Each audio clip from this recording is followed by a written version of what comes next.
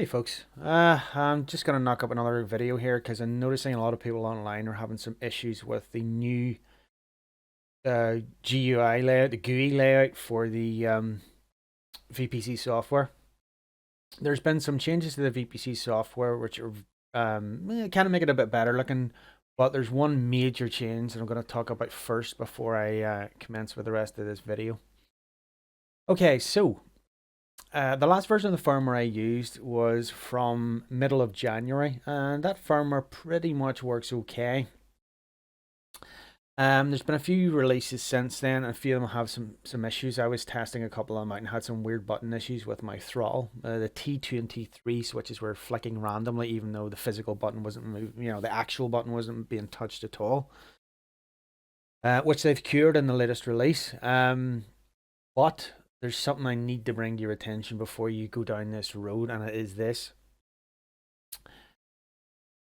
Up until recently, I have two devices. I have a Warbird and an MT50 grip. That's the Mark 1 grip, and I have a VPC throttle.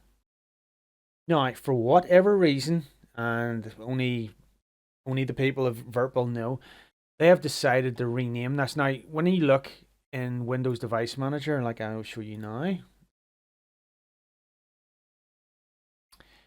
you see here are the names, sizes. Here are the ID names that are used. So right now it says VPC Warbird plus MT50 and VPC-throttle. Those are the IDs that Windows sees. Those are also the IDs that games see. And for unknown reasons, Virpil and the newer versions of the firmware have decided to change that name. Now, they obviously decided for whatever reason to do this, but I don't know if they fully thought this through, and I've tried to reason with them on this one. The reason why I'm bringing this up now before we go down this whole road of fiddling around with new firmware is this. For example, DCS has a lot of individual planes, and each plane has its own config, its own button config, its own axis config, and within that listing is the ID, the name of the device that's being used. So right now, if I were to bring up DCS and look, it would show you me having my X and Y axes being bound on this, and my throttle and other buttons are all being bound on this. And that's all good in the hood. So that is in and around about, I think I counted out something like 43 configuration files for all the individual aircraft in DCS. So they all have their own individual button bindings and axes configurations, and that's great. Except if the company that makes a joystick decides to change the ID, because guess what? In the new version of the firmware, this old name is replaced by this one, because it's a right-handed stick, so it's a right VPC Warbird and it's got a stick. The VPC throttle has been renamed the VPC MT-50 throttle. So what that means is that if you go and update your firmware, you're going to have to go and mess around a lot with whatever games you happen to use your joystick for. Mainly I fly DCS. I do have X-Plane 11. I fly it very occasionally. I don't really fly any of the space sims. I tried Elite Dangerous for a while, but I just really didn't get into it. The point I'm trying to make to you is this.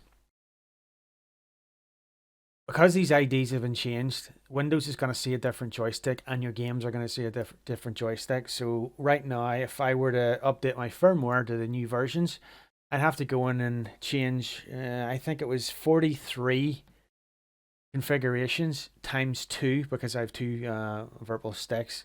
So that's 86 configurations need to be edited and changed inside DCS to keep my bindings the same, all because Virpil decided to change these IDs, this one to this one, from this one to this one. So that's my little warning rant, just to let you know that if you're going to go down this road, you could be in for some pain later on, because it's going to be a different. Windows will see it as a different stick, and your games will see it as a different stick. Now this is independent of the normal reset calibration flag, which is in the configuration software. That has nothing to do with this. This is to do with the names, USB device names that Virpil give these things now. being changed. And I will also bring up the fact that it will also affect if you use Joystick Gremlin, because Joystick Gremlin will see a different ID. The only saving grace about Joystick Gremlin is it actually has a device swap function. So it shouldn't be too difficult to, in Joystick Gremlin, change your old config that's for that old ID stick to your new stick. So at least that's not that bad. For DCS, what you can do is you can manually go into for each aircraft and import a config file, and you just import the old one, the old named config, and it will pull the bindings for your your axes, your XYZ, whatever, and buttons in, and you just got to do that 86 times. So yay. Myself, I'm actually working on a batch file that will just automatically rename a shitload of different files to the new name. So that'll save me a bit of time and effort. So yeah, this is just a preamble before I get the ball rolling to let you know that you could have some problems down the road. Right, well, I'll just pause here, and then we'll go for the first step, which is sorting out our old configuration stuff first.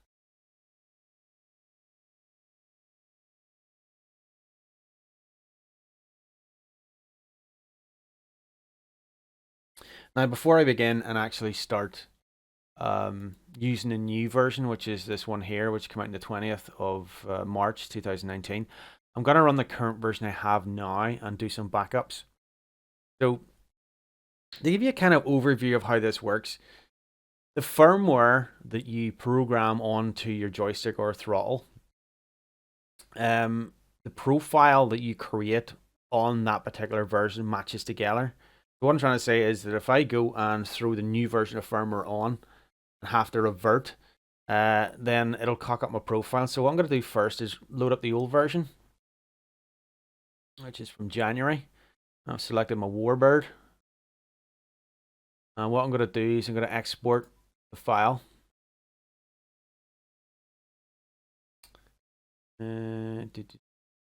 Call this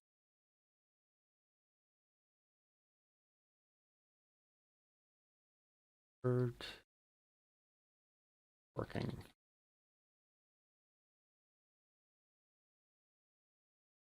I'm going to go and select my throttle. So what's basically happening is every time I click on each of these devices, it talks to the device, pulls the configuration data from it, and then loads it into this program.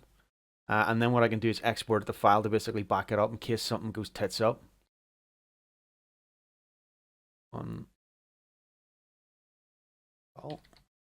And this is a different configuration, so we'll call it throttle no mode.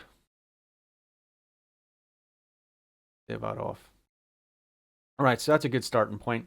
What that means is if I go and stick the new firmware on and it happens to be shit, like the last one was, then what I can do is load up this version, put the old firmware back on, and load the old configuration back onto the device, and we're good to go. So that's sort of like step one, if in case something goes tits up later on down the line.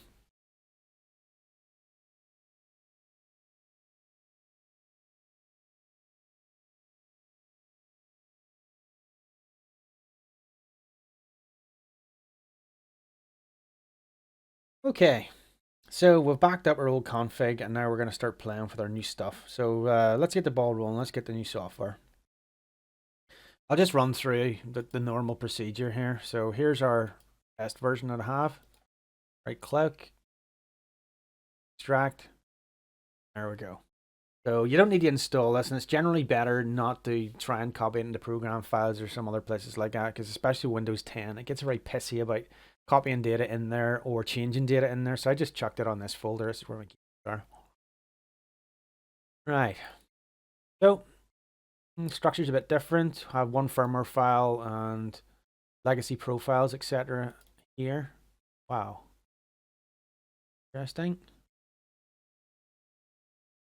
Right, so first up, let's sort this out.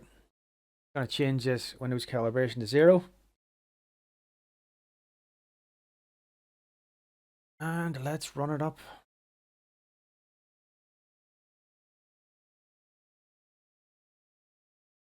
Okay, so there are some immediate changes you'll notice between this and the old version. All the button stuff down at the bottom is no longer here.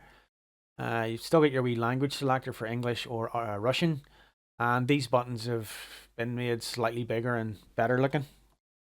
So I've already backed up my configuration, so what I'm going to do is I'm going to disconnect one of my devices because I only like playing with one thing at a time.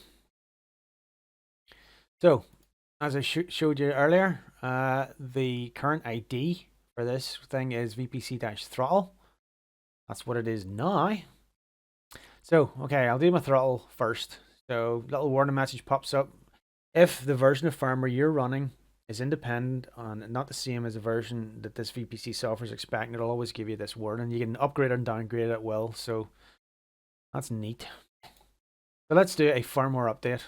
Now, I see a lot of people freaking out about how to do this online. It's not that difficult. First off, make sure you're in sync. You're actually connected to the device. You can see yourself there. That little loading bar came across the middle and did a download for me. So what it basically means is there's a config on the physical device, the joystick, base, throttle, whatever it happens to be. And there's also this is what it's showing you. The config is loaded into the software. And you can see yourself, this is a bit messed up right now. It's like all sorts of stuff missing. And the reason being is the firmwares are different. And when it loaded the config, the config's going radically differently changed. So it just looks like gibberish. So that's why that looks like that. So just make sure you're in sync. You've got your device selected. Only have one device at a time. Cannot stress that enough. Only one device at a time. And first thing we're going to do is sort out the firmware. So go to firmware. Okay, so go and select the firmware. That was the folders extracted out to, blah, blah, blah, VPC. The one firmware file, select it. Right, 3 steps. Step 1, open firmware update mode.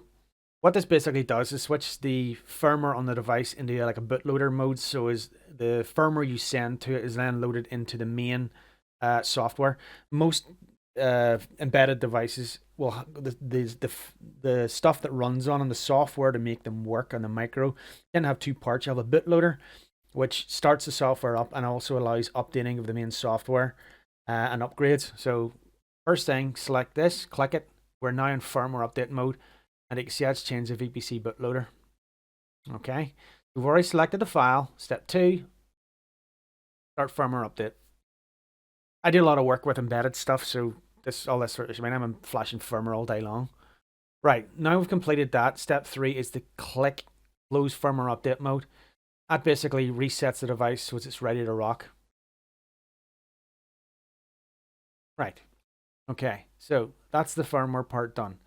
That's the first part of doing any sort of update with this new software. Okay, so now the next thing to do is go to profile. And now we're going to create a profile for this device. So this is the first one to select. For me, it's a Mongoose MT50 throttle. Grip. Right. Don't worry about grip on it specifically for the throttle. There's 3 configs here. I'll go through each of them. Right. I have a Mark 1 throttle, which doesn't have the really cool, badass push switches. They upgraded the push switches on the hat switches basically on the newer Mark II throttle. Sadly, I got the Mark 1. I really wish I had a Mark 2, like, and if you're feeling frisky, you can send one over to me verbal. I'd really love one. Okay, so for the Mark 1 throttle, there are 2 profiles here. 5 modes is the default operating one, where whenever you turn the mode dial, it makes the LEDs in the joystick light the different things. Now, I do not personally use this one myself because it's not very useful in the fact that the only buttons that have mode selectors are the B1 to B8 switches, and that's kind of sucky. This one here is the one that I use, the no modes toggle switch. And if you see my other videos where I'm using Joystick Gremlin to do proper, when I say proper, I mean like every single button can have a different function using the mode selector. So you have, 5 totally independent modes and profiles. It's kind of neat, but you can see my other videos for that shit. This profile here is the one that gives you that with the Mark 1 throttle. And lastly, this one here is for the new Mark II, the V2 throttle that has the really cool badass switches that have 4-way plus push. Sadly, it's not the one I have. There you go. Select those. Do there. And go create profile. Right. Here is the ID string that it's created. This is what I was trying to warn you about in the earlier part of the video. It's created a new ID string here. Now, note for other people, it may or may not be possible to change this. I am not going to do that in case it goes tits up. So the next thing to do now that we've created a default profile for this is to save it back to the device. This should get the device back up and kind of running. So it's going to upload it, save it to the device.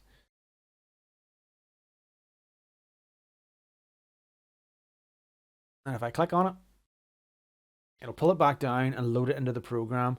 And now you can see that the throttle's all good to go, even though it has a new different name.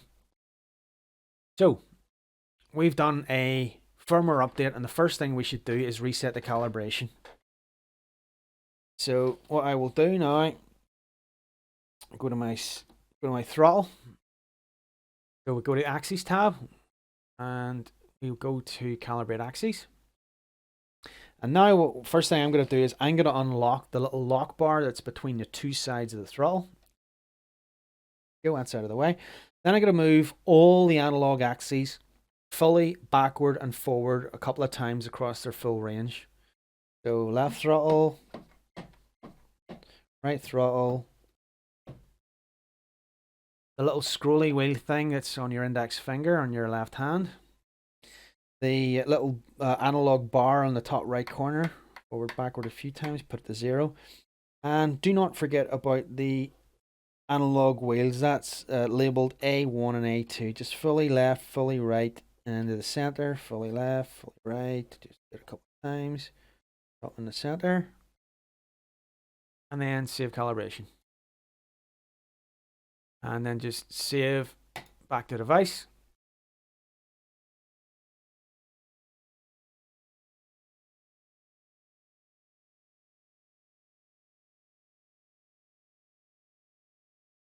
Now, while I'm in here, I'm going to show you something that I have done myself a few times. I found a post about this a while ago.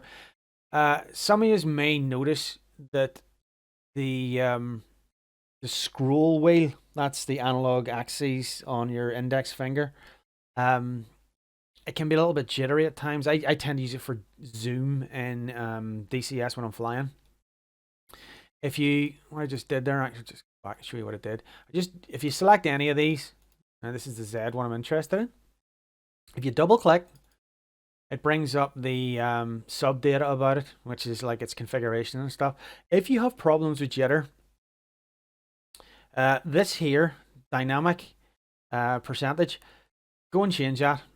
Increment it slightly and then save it back to the device and then save to the device. Okay, that's save it to the config and that's save it to the actual your joystick.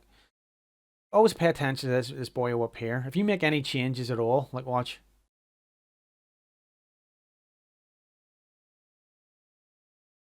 Then click save. Immediately it goes not in sync. Because what it means is that the data that it's got and the data on the stick and the data you've got right now do not match. So if I change that back to 5 where it was, save, goes back into sync. So that's what that little indicator means. It means the initial copy of the config it's pulled in and the one you're playing with, the live one, aren't matching. So it's telling you, look, you've made a change. And to correct that status, you click the Save VPC device. And that puts the configuration back to the device and shit's all good, yo. So that is me sorting out my basics of my throttle. Now, there are a few other things that I do myself on my throttle. And I'll explain why. Over here, you have your configuration for your switches. Now, the switches operate differently than normal buttons would. Some games deal with them. DCS, for example, can handle these buttons because they're basically one output with two states. And some programs won't deal with them. If I want to use them in a more normal manner, as in if I flick it up, it does one thing and down something else, then I have to go and change that configuration here, these switch configs. It's relatively easy to do. I'll just double click. Whenever you double click on one of these, make sure that's unticked because that could be a pain in the arse to deal with. What it basically means is whatever button you last pressed, it thinks, or it's currently active, it thinks it's the one you're trying to piss about with. I'll just cancel back out of that. So button 31 is 32. So I'll just go to this one. I've got to change its mode from switch to normal. I'm going to remove delay timer to off. Save. So there you go.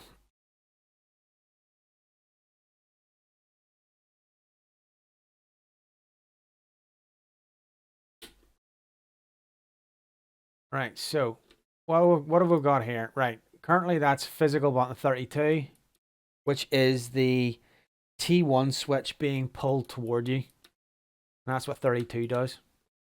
And 33 is it being pushed forward.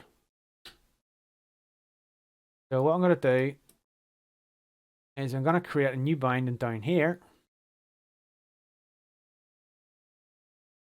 And use physical button 33. Save. So what will happen now when I send this config back is that I will be able to use these toggle switches correctly in any game I want. And I'll do it for the other ones now as well. 28.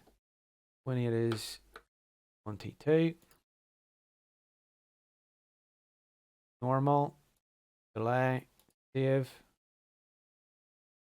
And 29. So if I'm flicking T1 down, that gives me 29.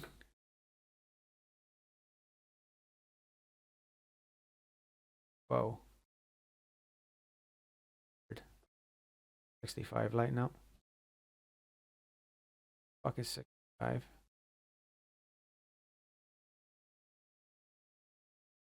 Oh, I touched the.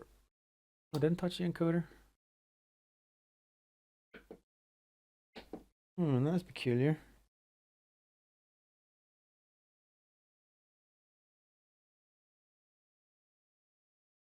Ah, it's the encoders. Watch those rotary encoders. Fucking knob end. Right, okay. Whew. Unclench my buttocks. Alright, let's go down with this. So we'll get 28 and we're gonna go for 29. Type in 9. Give. Our last one is our other. That's a T2 switch now.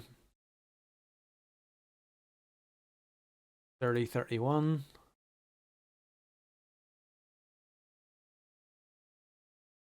Normal. 0. Save. Down. 31.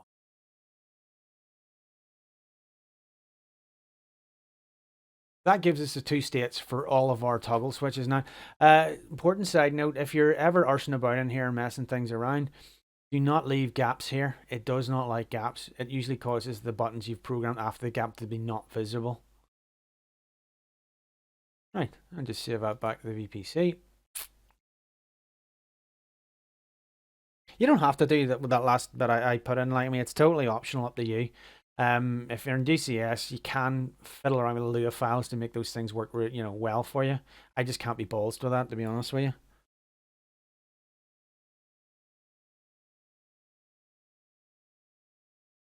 There we go. So that is the throttle upgraded with the new firmware, calibration done, and I've done a minor tweak with the config. So there you go. That's that part done.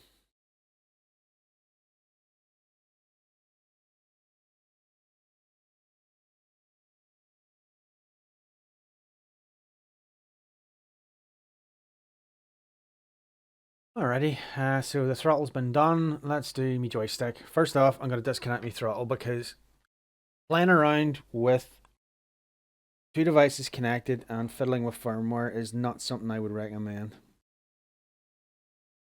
So just disconnect my throttle. Unplug my joystick. Selector here.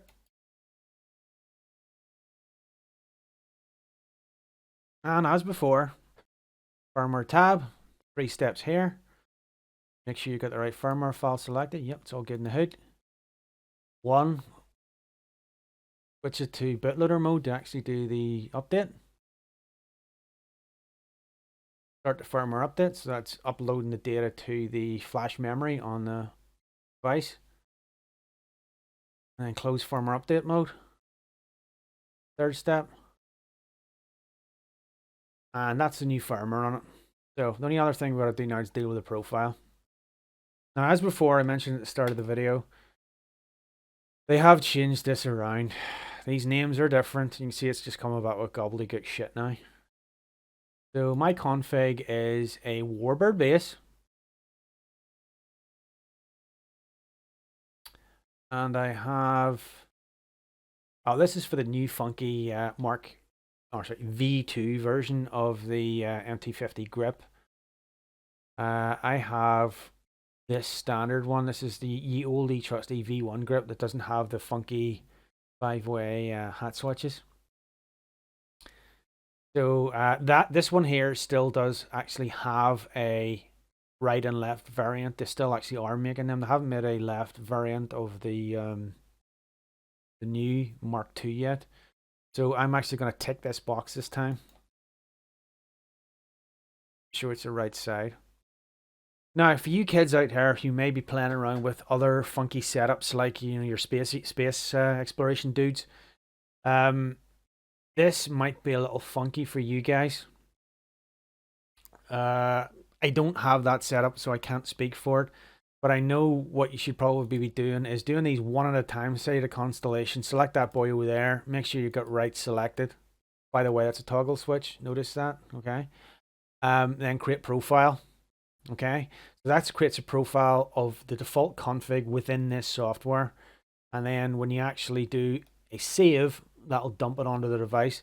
Now, if you have a problem later on with your secondary, if you're using 2 of these, I think it's more than likely down with these IDs, but I'm not 100% certain. Now, let me just go and do the update on mine first and see if I can work this shit out. So create profile. There you go. Yeah. See this shit here? How do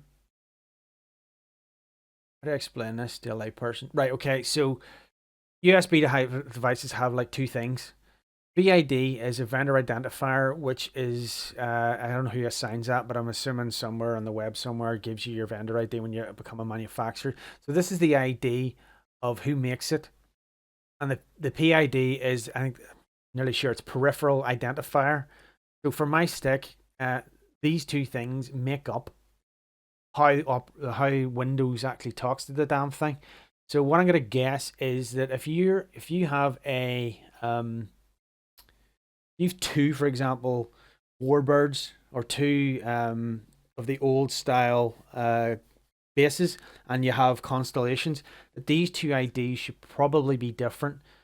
In which case you might want to increment one of the numbers. If you do this for your first stick, your left, for example, it comes back with this, and you do it for the right and it comes back with the same ID numbers, that's probably not cool. You may need to actually change one of these numbers, increment it or decrement it by 1, so as that both bases stroke sticks do not have the same ID. That's an educated guess. I don't know if it's a fact, so don't sue me if I'm wrong. Okay, let's save back to the device. While I'm doing that, I'm going to actually bring it out of the corner, because I usually push this thing out of the way and then clamp it on. Virpil, if you're listening to me, for the love of God, please give us a quick release bloody clamp. That Fox Con, or what the hell his name is, that Fox dude. I like his quick release grips, like or quick release mounts. That would be so handy. I know that your mounts are pretty good and all the rest of it. Well, apart from the new ones, I don't like the look of them at all. Anywho, so I've got my joystick in position. Click on her. And there we have it. We're all back. And you can see there's just retarded numbers in here right now because the stick's in the center and it's coming out retarded shit. So it's time for ye old trusty calibration. So we've done the firmware, done the profile, we've saved it back. Now up here we're getting a pretty normal looking return. So this is obviously the firmware ID and this is the identifier string that Windows sees. And there is that VID PID thing that I mentioned. Rightio. So only thing left to do is ye old trusty calibrate the axes. So as before, just move the joystick analog axes around their full deflections. So I just move the stick forward, backward, and then left and right, and then grip the little brake lever. And now what I'm doing is I'm going diagonally for each of the corners, you know, top, left, bottom, right, all the rest of it, move my way around. Like, and a few more times, and then just let it sell. And save calibration. So like I say, save calibration saves the values within the software and then save it back to your device.